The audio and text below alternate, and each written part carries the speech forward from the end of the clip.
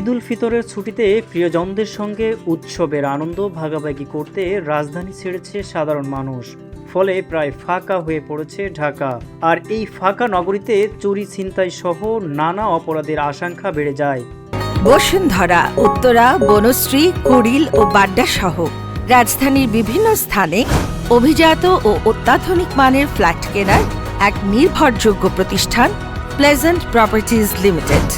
বিগত দিনে দেখা গেছে ঈদের ছুটি শেষে ফিরে এসে অনেকেই বাসার তালা ভাঙা, গ্রিল কাটা পেয়েছেন, খুয়ে গেছে মূল্যবান সামগ্রী। এবছরও দীর্ঘ ছুটিতে এই সংখ্যায় নগরবাসীর মনে। এমন পরিস্থিতিতে প্রশ্ন উঠেছে, ফাঁকা ঢাকার নিরাপত্তায় কতটা প্রস্তুত আইন শৃঙ্খলা বাহিনী? ঈদুল ফিতরের ছুটিতে ঢাকার অধিকাংশ মানুষ গ্রামে চলে যাওয়ায় শহর অনেকটা ফাঁকা হয়ে পড়ে।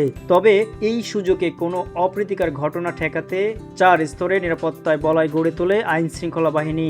গুরুত্বপূর্ণ সড়ক ও আবাসিক এলাকায় বাড়ানো হয় টহল। দিনরাত পালাক্রমে দায়িত্ব পালন করেন পুলিশ ও র্যাব সদস্যরা।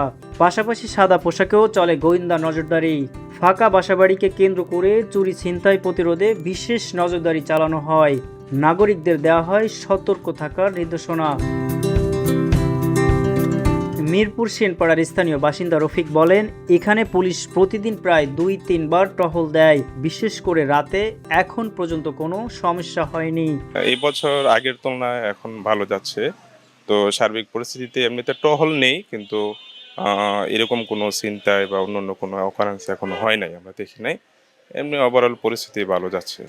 আশঙ্কা এই মুহূর্তে দেখছি না। যদি হয়তো বা ঢাকা শহর ফাঁকা, যদি আইন শৃঙ্খলা পরিস্থিতি একটু বাড়ানো যায় হয়তো বা, তাহলে ভালো হবে। আগে যাই ছিল, কিন্তু এখন সিসি ক্যামেরার আরো পর্যাপ্ত বাড়ানো দরকার, সিসির আওতায় আনা দরকার। তাহলে হয়তো বা পরিস্থিতি, আইন শৃঙ্খলা পরিস্থিতি আরো ভালো হবে, বেটার কিছু হবে। মিরপুরে আসলে আগে যেরকমের পুলিশের তৎপরতা ছিল বা প্রশাসনের যেই নজরদারি ছিল, সেইটা আসলে এই বছর আমরা দেখতে পাচ্ছি না। আইন শৃঙ্খলা বাহিনীর দাবি, নাগরিকদের সচেতনতা ও সম্মিলিত প্রচেষ্টায় বড় ধরনের কোনো অপ্রীতিকর ঘটনা ঘটেনি। সব মিলিয়ে রাজধানীতে শান্তিপূর্ণ ও শঙ্কাহীন পরিবেশেই উদযাপিত হয়েছে এবারের ঈদ। ইসমাইল হোসেন, ভিউরি বাংলা, ঢাকা।